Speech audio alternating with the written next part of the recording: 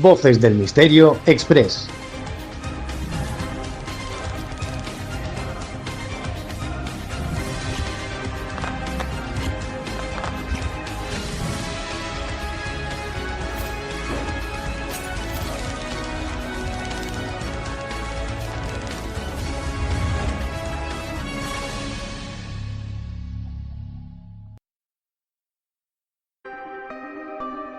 Leyendas, enigmas, fenómenos paranormales, ufología, sociedades secretas, criaturas extrañas y la parte de la historia que nunca te quisieron contar las encuentras aquí, en Voces del Misterio Express.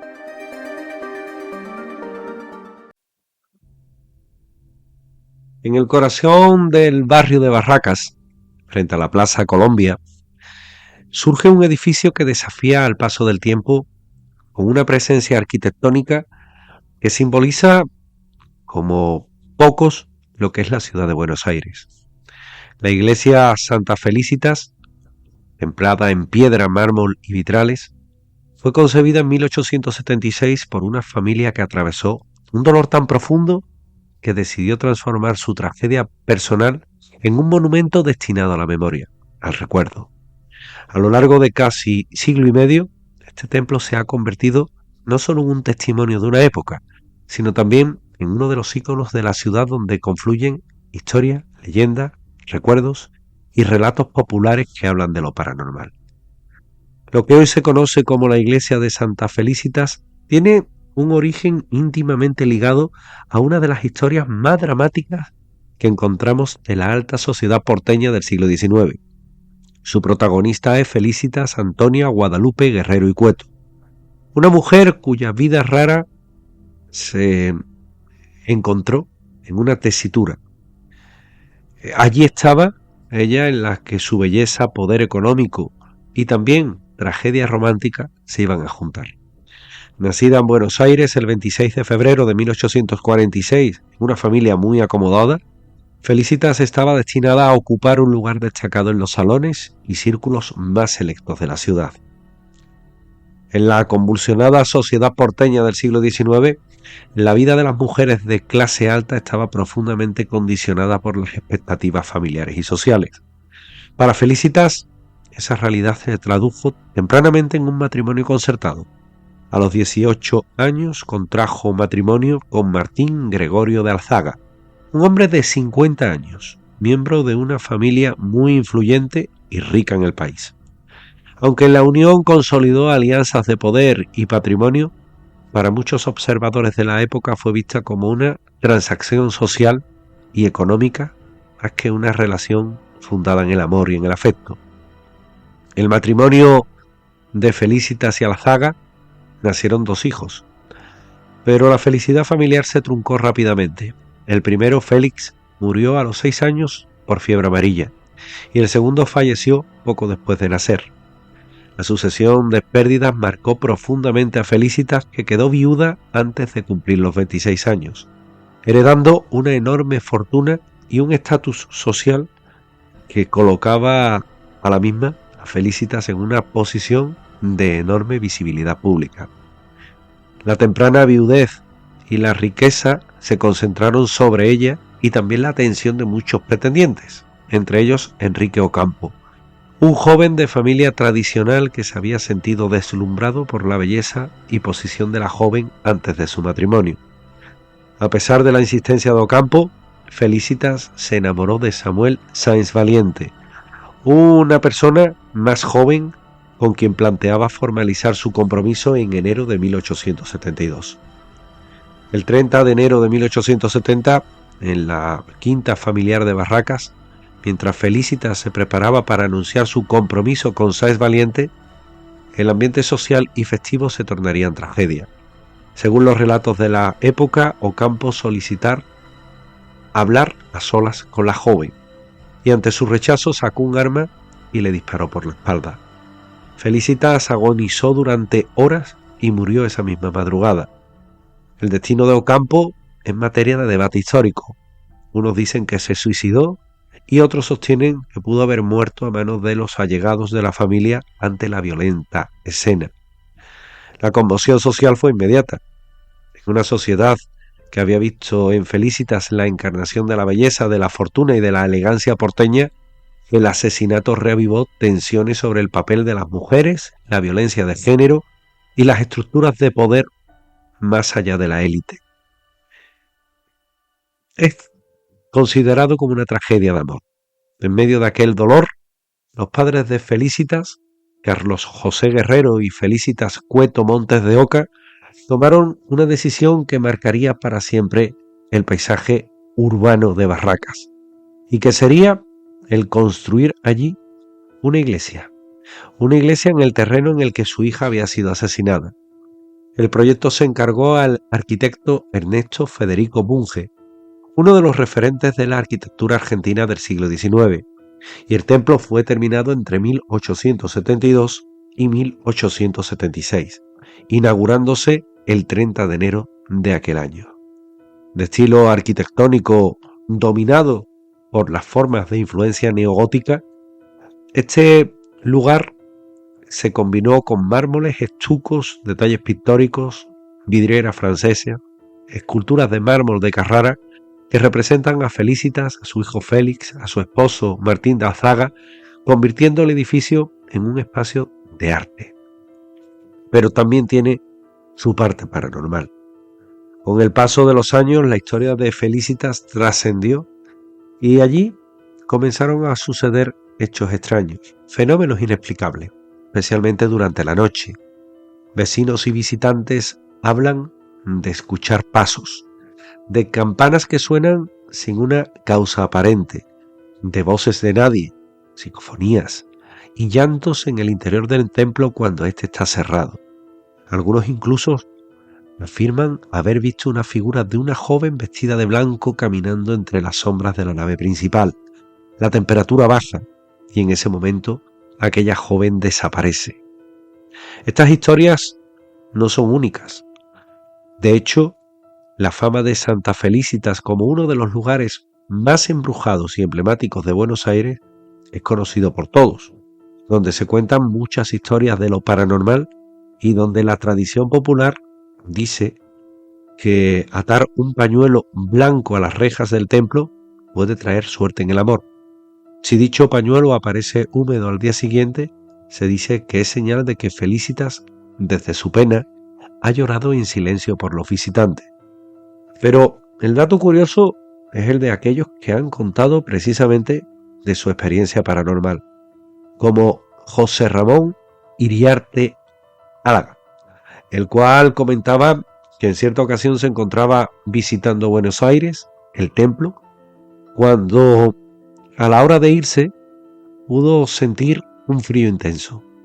Entonces desvió su mirada a la derecha y en la galería vio a una chica que avanzaba lentamente en dirección opuesta a donde él se encontraba, y entre aquellos arcos y el resonar, de repente todo enmudeció. Él trató de buscarla, tratar de ver dónde estaba o dónde se había podido parar, pero por mucho que buscó, no lo encontró. Y de esa forma se dice que lo que vio fue al fantasma de Felicitas. A pesar del valor que tiene en cuanto a historia, en cuanto a arte, en cuanto a los símbolos, la iglesia de Santa Felicitas también ha tenido problemas de abandono, de falta de inversión, y de esa forma la restauración requiere un esfuerzo que en muchas ocasiones no está entre las prioridades urbanas de Buenos Aires. Sea como fuere, es un edificio que está encantado. Hoy, más de un siglo después de su construcción, la iglesia de Santa Felicitas permanece erguida como un testigo de la tragedia que la originó, con el contexto de una época en la cual se habla de un amor imposible, del recuerdo de los familiares y también de fenómenos paranormales que hablan que la propia Felicitas estaría allí, se aparecería en el interior del templo en el que fue asesinada, cuando evidentemente no era una iglesia, por la espalda, y que tras mucho dolor y agonía acabó entregando su vida. La iglesia de Santa Felicitas no es solo un edificio de piedra y mármol, es un punto de la historia porteña que nos habla de leyendas, de historia, de fenómenos paranormales y que alimenta el relato vivo en las calles, plazas y en las voces de aquellos que pasan frente a su austera fachada y cuentan cómo el tiempo allí se detuvo para contemplar con detenimiento al fantasma de una joven llamada Felicitas, en una iglesia que precisamente lleva su nombre, la iglesia de Santa Felicitas, en pleno corazón de Buenos Aires. Leyendas, enigmas, fenómenos paranormales, ufología, sociedades secretas, criaturas extrañas y la parte de la historia que nunca te quisieron contar las encuentras aquí, en Voces del Misterio Express. El Palacio de los Bichos es una de las construcciones más singulares y cargadas de misterio que tiene Buenos Aires. Está situado en el barrio porteño de Villa del Parque y es un edificio centenario que despierta tanta fascinación como miedo. Su imponente estructura arquitectónica contrasta con las leyendas oscuras y los relatos de sucesos paranormales que acompañan a este mismo punto desde hace más de un siglo. Aunque popularmente se le presenta como un lugar embrujado, la historia del Palacio de los Bichos, tanto su construcción como su tragedia y demás, está mezclada con los hechos de una época, de transformaciones urbanas y también de recuerdos. Para comprender su significado más allá de los mitos, es necesario abordar los elementos históricos y las narrativas que hay con respecto al tiempo y lo que se ha vivido en este edificio tan singular. Para ello viajamos en el tiempo. Año 1910, Buenos Aires, una ciudad pujante, en pleno crecimiento demográfico. Con la inmigración europea hay mucho dinero. Se marca profundamente su identidad cultural y urbana. Y en ese contexto, un aristócrata italiano que estaba afincado en la ciudad, Rafael Giordano, encarga la construcción de una misión en un terreno que por aquel entonces formaba la parte de la zona de Quintas al oeste del núcleo urbano porteño.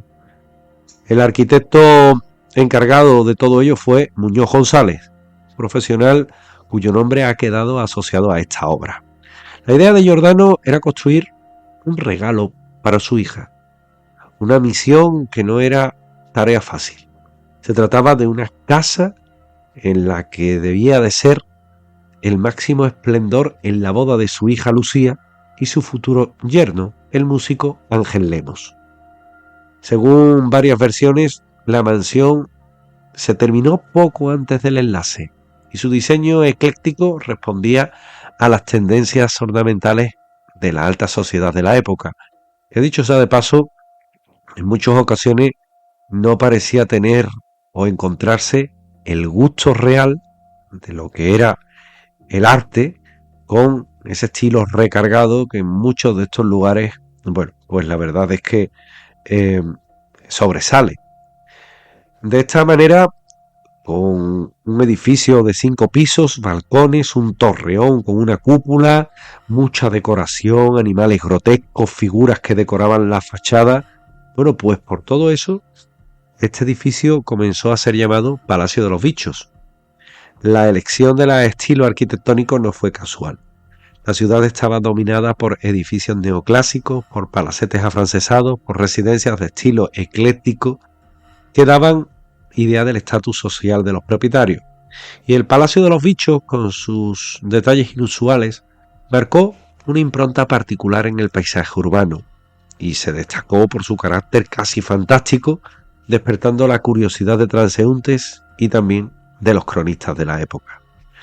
El 1 de abril de 1911 se celebró la boda en la propia mansión. La fiesta fue un acontecimiento social en todo Buenos Aires. La sociedad porteña estaba allí, la alta sociedad, música, fiesta, todo reflejaba el optimismo de aquella época.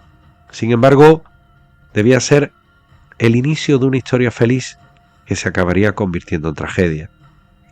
A escasos metros del palacio estaban las vías del tren, parte de la red ferroviaria que conectaba Buenos Aires con el interior y que funcionaba como la columna vertebral del transporte en Argentina.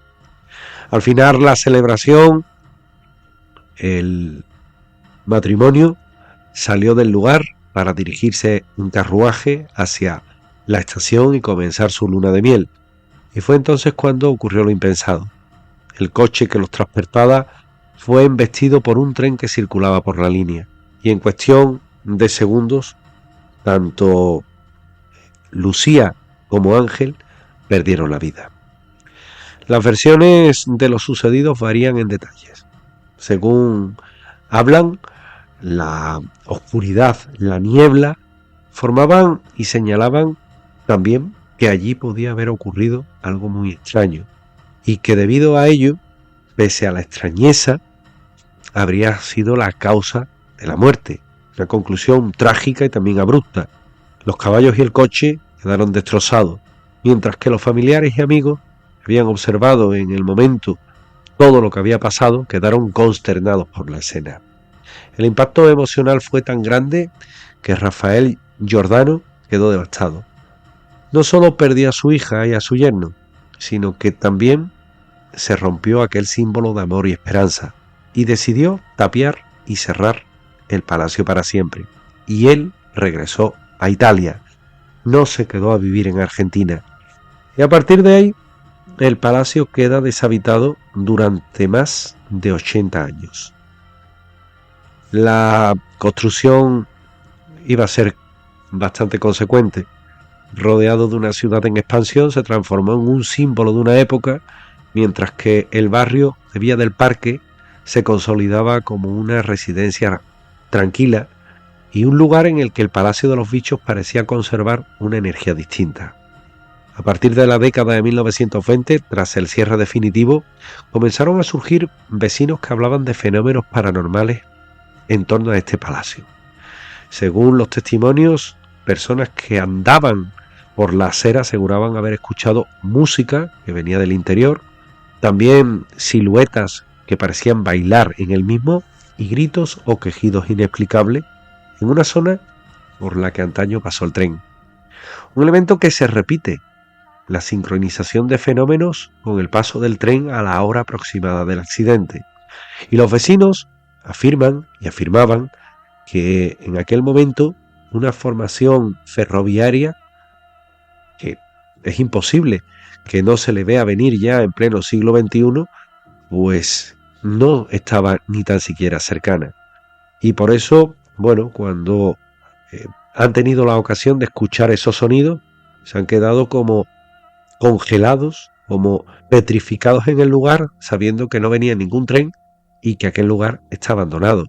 Igualmente, personas que han escuchado un llanto en lo que es la mansión y también portazos en el interior. Hay incluso quien se atrevió a entrar dentro haciendo urbex hace ya muchos años y hablaban de crujidos de la madera, que puede ser lógico, pero lo que no es lógico es escuchar música en el salón y no haber nadie, o escuchar cómo alguien llama, habla desde un punto más elevado en el segundo piso y cuando suben allí no hay nadie. Relatos paranormales, como también vecinos que afirman ver en las ventanas cómo se cuela por las rendijas luz y que en ocasiones han visto incluso una mano que parece estar apoyada en la misma. Hoy día el Palacio de los Bichos forma parte de la identidad del barrio de Villa del Parque. Su figura singular se incorporó incluso al escudo oficial del barrio, junto con otros íconos como la estación del tren o la parroquia de Santa Ana. A lo largo de décadas hubo iniciativas para reutilizar el edificio. Y en 1980 se presentaron proyectos para declarar al espacio como un lugar histórico y de gran interés. La presencia del palacio en la literatura local y en las crónicas contribuyó a mantener viva la historia y también las crónicas que hablaban de este mismo punto. Y fue a finales ya de los años 90 del siglo XX cuando se hizo una remodelación, se recuperó gran parte de la estructura original y también de las ornamentaciones, los animales, las gárgolas que habían desaparecido víctimas del paso del tiempo, hizo que volvieran a aquel lugar. Tras la restauración, el edificio se adaptó para usos como una casa de té, salones de fiesta y fue dividido en apartamentos residenciales. En la planta baja se instaló un salón de hidroterapia y un spa, integrado a modo que en el palacio parecía que encajaba en la vida cotidiana. Hoy día, en aquel salón de hidroterapia, hay esponjas que se mueven solas, toallas que parecen que alguien tira de ellas, y es que dicen que el Palacio de los Bichos, aparte de ser un edificio habitado, también lo habitan presencias de nadie que se siguen manifestando en su interior. Quizás esto sea inevitable, quizás esta historia es un ejemplo paradigmático de cómo un hecho trágico en un determinado marco histórico, con vida y con muerte, la de Lucía y la de Ángel, se transforma en algo más, en algo inexplicable, en algo misterioso, en algo sobrenatural, un edificio emblemático, un accidente real y una barriada que atesoran los recuerdos de aquel edificio que está encantado. El Palacio de los Bichos sigue siendo una construcción que desafía a todos. La tragedia y el misterio sigue allí. Los hechos extraños siguen allí. Y para todos, sin duda, es una pieza ineludible del mosaico de historias que conforman la identidad única de una ciudad única como es Buenos Aires.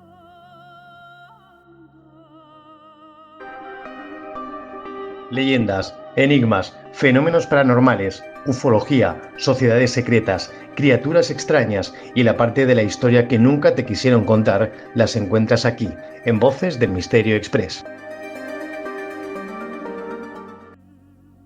A primera vista, la Torre Fantasma o la Torre del Fantasma parece surgir de un relato de cuentos en Buenos Aires. Es un edificio que no encaja del todo con el paisaje urbano circundante del barrio de La Boca. Su presencia, inexplicable para muchos, se mezcla con lo que es la cultura del barrio, los caminos de colores, el tango que resuena en las calles y la propia historia de un puerto que fue la primera puerta de entrada para generaciones de inmigrantes. Pero esta torre, con su diseño ecléctico y un aire casi de castillo, no es famosa solo por su estética particular. Alrededor de ella hay historias, leyendas, que la ubican como uno de los lugares más enigmáticos y encantados que encontramos en la ciudad porteña. La Torre del Fantasma, también conocida como Ghost Tower, se localiza en una esquina destacada de La Boca, precisamente en la intersección de las calles Wenceslao Villafane y Benito Pérez Galdós con la avenida Almirante Brown. Se trata de un edificio singular que se alza con una estructura que recuerda, según lo describen las guías de turismo de Buenos Aires, con lo que es el modernismo catalán, una corriente arquitectónica que no es muy común en las construcciones típicas del barrio de La Boca. El inmueble fue concebido en la primera década del siglo XX, un periodo de amplia prosperidad para La Boca, cuando la actividad portuaria y la presencia de astilleros generaban una gran riqueza. Fue diseñado bajo el encargo de María Luisa Aubert Arnaud, una señora acaudalada de origen catalán que busca erigir un edificio de apartamentos de alto nivel, con el sello estético que evocará su tierra natal alrededor del Mediterráneo. La impronta europea se hizo sentir pronto en aquel primer boceto. La torre ostenta elementos ornamentales tales como barcones trabajados y una silueta que permite más y nos remite a las construcciones de Barcelona o Madrid. También más destacadas que las casas de estilo conventillo y bodegones que caracterizan a La Boca. Esa influencia contribuye a la singularidad que tiene este mismo edificio. Y nos vamos con la protagonista, nos vamos con María Luisa Aubert Arnaud, que vivió en la torre apenas un tiempo muy breve. La historia oficial indica que la señora poseía la construcción a principios de la década de 1910 y que disfrutó mucho menos de un año antes de abandonarla y alquilarla. Según las historias que se cuentan, Aubert Arnaud se sintió incómoda con los sucesos extraños que comenzaron a rodear el edificio desde que lo ocupó. Esos relatos apuntan a que algunos empleados y sirvientes tuvieron experiencias inquietantes dentro de la torre. ruidos inexplicables, presencias que parecían surgir de las sombras y sensaciones que eran de una enorme inquietud. Las versiones populares incluso mencionan que la señora habría decorado el interior del inmueble con plantas exóticas y también con objetos traídos de su tierra natal, incluidas algunas especies de hongos. Estos generarían una energía negativa alrededor de aquella misma propiedad. Es importante aclarar que estas versiones son parte de la leyenda que rodea el edificio y que no existen registros a nivel de documentos que confirmen la veracidad literal de estos fenómenos o de esta historia. La torre, como muchas otras construcciones históricas, ha sido objeto de múltiples reinterpretaciones mezclando hechos reales, ficción y leyendas urbanas. Quizás la historia más difundida y comentada en charlas de vecinos es precisamente la que centra la figura de una artista llamada Clementina. En algunas también referencias le llaman Clementine, su nombre en inglés, que alquiló un apartamento en la torre a fin de tener un taller de pintura. La leyenda indica que la mujer, apasionada del arte, pero expuesta a los sucesos extraños que se vivían allí, tales como ruidos que no tenían explicación, sombras fugaces o presencias invisibles, terminó decantándose y decidió irse de aquel estudio tomando la trágica decisión de o puedo a esto o esto me puede, y se arrojó desde la parte más alta del edificio. Según esas narraciones, muchos atribuyen ese gesto a lo que se considera una presencia maligna en la torre. Esa parte de la historia no se encuentra en registros oficiales de crímenes o suicidios, pero sí refuerza la idea del mito urbano de un lugar en el que Clementina sucumbió a esa presencia y acabó entregando su vida.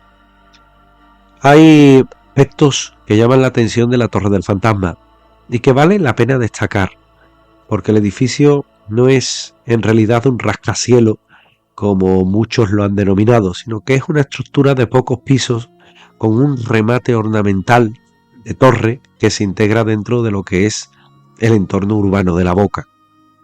El arquitecto responsable de la obra fue Guillermo Álvarez, que fue un profesional de origen europeo cuya familia fue muy prolífica en proyectos arquitectónicos en Buenos Aires en el siglo XX. Y la intervención de Álvarez lo que hizo fue imprimirle al edificio las características del modernismo catalán, un estilo que combina influencia europea con una reinterpretación particular de las formas. Los detalles del hierro forjado, el uso de balcones, ventanas angulares, la silueta de la torre, todo ello da también un aire más extraño y dota de más leyenda a este edificio. Además, algunos historiadores locales coinciden en que el edificio fue pensado originalmente como un grupo de apartamentos para albergar familias y que dentro de la actividad portuaria de La Boca dejara pingües beneficios, pero la evolución urbana y la crisis hizo que esos proyectos no fueran reales. La torre para muchos es sinónimo de terror. Es el contraste, dicen, entre las casas bajas y coloridas que la rodean y aquel lugar en donde en las cercanías hay eventos culturales, exposiciones y recorridos guiados que culminan, muchos de ellos, con la historia del barrio y la historia de este punto. Igualmente, los que han tenido la oportunidad de vivir en su interior hablan que efectivamente allí ocurren hechos que cuando menos son extraños. Uno de ellos, Eladio, que se llamaba el testigo, comentaba cómo alquiló un apartamento y a partir de ese momento su vida cambia radicalmente. Empieza a tener la sensación de estar acompañado a todas horas e incluso se sentía observado. Dejaba las llaves del apartamento en un determinado punto de la casa en el que había habilitado una especie de perchero para llaves y las llaves aparecían descolgadas en un lugar más lejano, como era una cómoda que tenía del anterior propietario. Igualmente, una noche sintió ruido de pisadas por el parquet de madera, y al levantarse vio la extraña silueta de una mujer que caminaba lentamente hacia una ventana. Cuando llegó a la ventana, simplemente desapareció. Y él recuerda cómo la temperatura bajó extraordinariamente al punto que tuvo la certeza que aquella visión no era de este mundo. O por ejemplo, el testimonio de Marieta, que decía que no creía en estas cosas hasta que también una noche pudo presenciar cómo había una chica, una mujer de mediana edad, con una ropa vaporosa que se paseaba por el salón del apartamento que tenía alquilado. Es importante decir que los relatos de presencias espectrales y de fenómenos paranormales en el interior de este edificio son muy habituales, aunque no figura precisamente la torre como un lugar de gran actividad sobrenatural. Y que más allá de versiones que entroncan la leyenda con la realidad, la Torre del Fantasma tiene un exquisito atractivo patrimonial, como es su arquitectura en pleno barrio de La Boca, y también la vinculación que une a Europa y Buenos Aires. La torre representa un puente entre los porteños y los inmigrantes llegados de España, y las historias de fantasmas nos acercan también a ese lado espiritual, en el que algo quedó para siempre atrapado en este mismo punto, en esta torre del fantasma que hoy, más que nunca, parece de verdad estar encantado. Un sitio en el que muchos no querrían quedarse a solas y otros muchos abogarían por una investigación paranormal. Al fin y al cabo, un lugar encantado en pleno barrio de La Boca, en Buenos Aires. Leyendas, enigmas, fenómenos paranormales, ufología, sociedades secretas, criaturas extrañas y la parte de la historia que nunca te quisieron contar las encuentras aquí, en Voces del Misterio Express. A primera vista, la Torre Fantasma o la Torre del Fantasma parece surgir de un relato de cuentos en Buenos Aires. Es un edificio que no encaja del todo con el paisaje urbano circundante del barrio de La Boca. Su presencia, inexplicable para muchos, se mezcla con lo que es la cultura del barrio, los caminos de colores, el tango que resuena en las calles y la propia historia de un puerto que fue la primera puerta de entrada para generaciones de inmigrantes.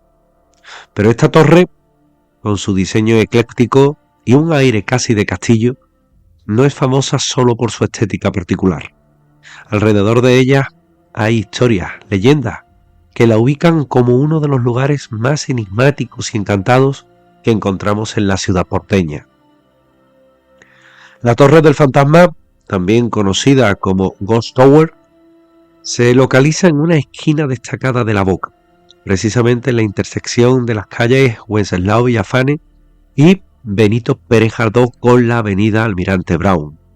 Se trata de un edificio singular que se alza con una estructura que recuerda, según lo describen las guías de turismo de Buenos Aires, con lo que es el modernismo catalán, una corriente arquitectónica que no es muy común en las construcciones típicas del barrio de La Boca.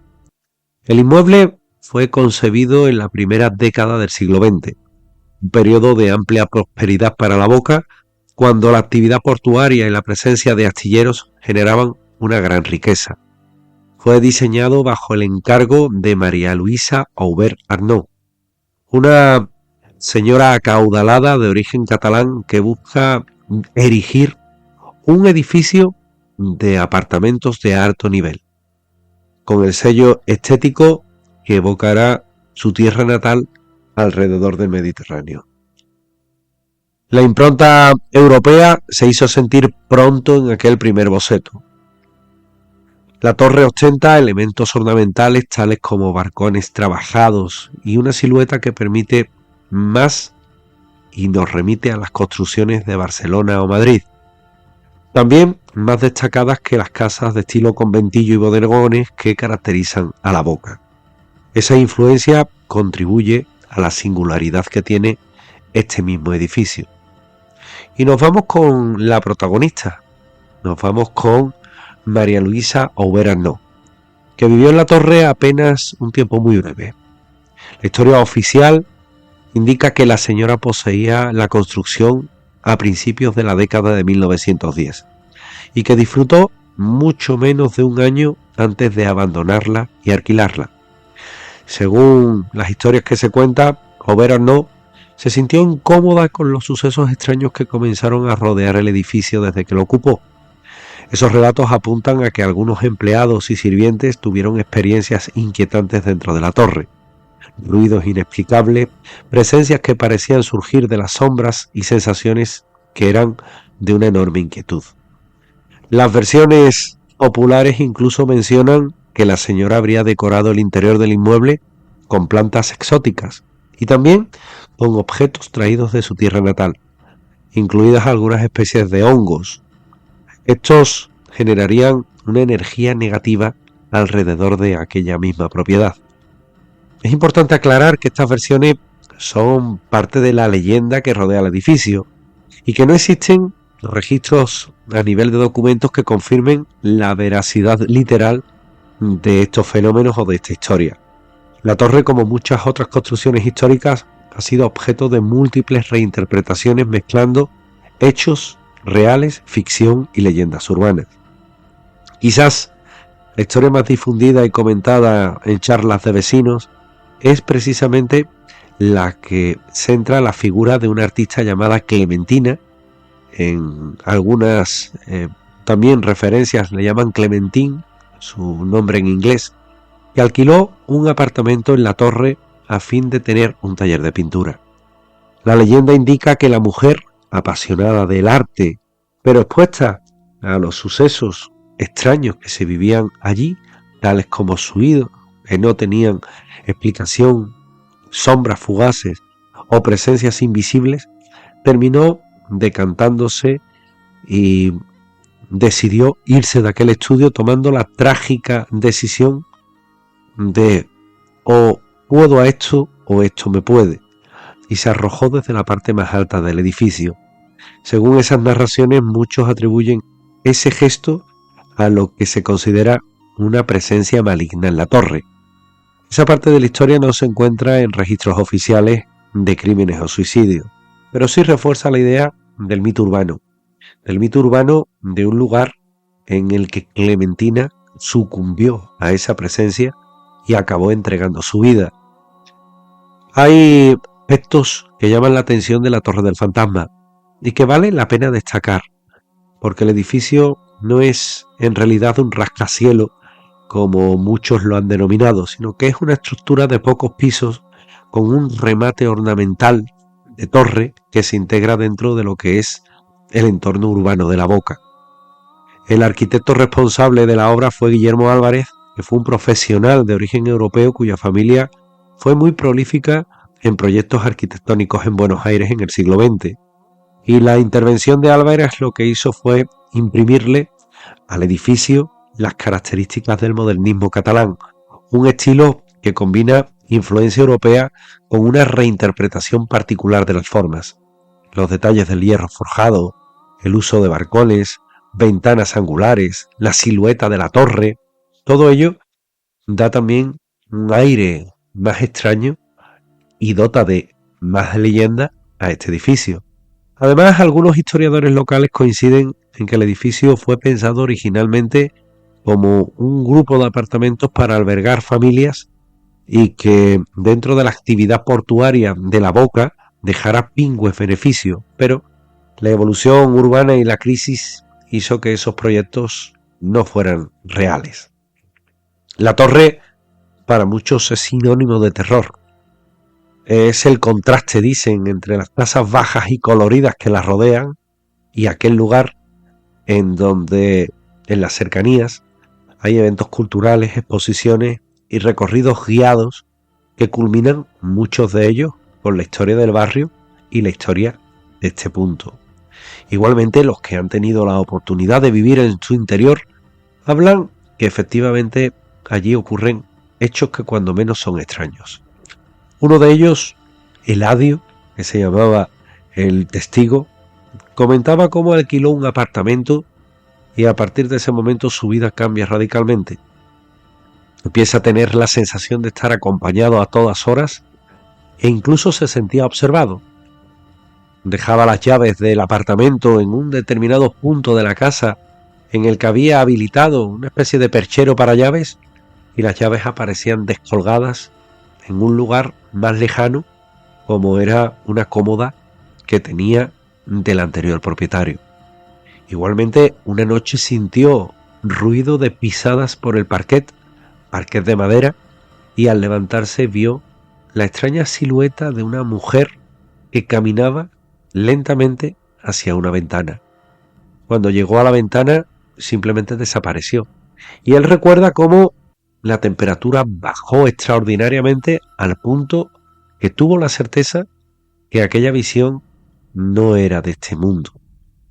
O por ejemplo, el testimonio de Marieta, que decía que no creía en estas cosas hasta que también una noche pudo presenciar cómo había una chica, una mujer de mediana edad, con una ropa vaporosa que se paseaba por el salón del apartamento que tenía alquilado. Es importante decir que los relatos de presencias espectrales y de fenómenos paranormales en el interior de este edificio son muy habituales, aunque no figura precisamente la torre como un lugar de gran actividad sobrenatural. Y que más allá de versiones que entroncan la leyenda con la realidad, la Torre del Fantasma tiene un exquisito atractivo patrimonial, como es su arquitectura en pleno barrio de La Boca y también la vinculación que une a Europa y Buenos Aires. La torre representa un puente entre los porteños y los inmigrantes llegados de España, y las historias de fantasmas nos acercan también a ese lado espiritual en el que algo quedó para siempre atrapado en este mismo punto, en esta torre del fantasma que hoy, más que nunca, parece de verdad estar encantado. Un sitio en el que muchos no querrían quedarse a solas y otros muchos abogarían por una investigación paranormal. Al fin y al cabo, un lugar encantado en pleno barrio de La Boca, en Buenos Aires.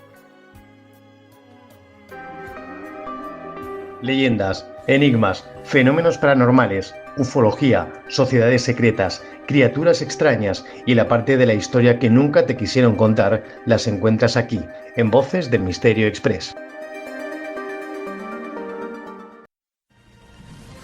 Voces del Misterio Express.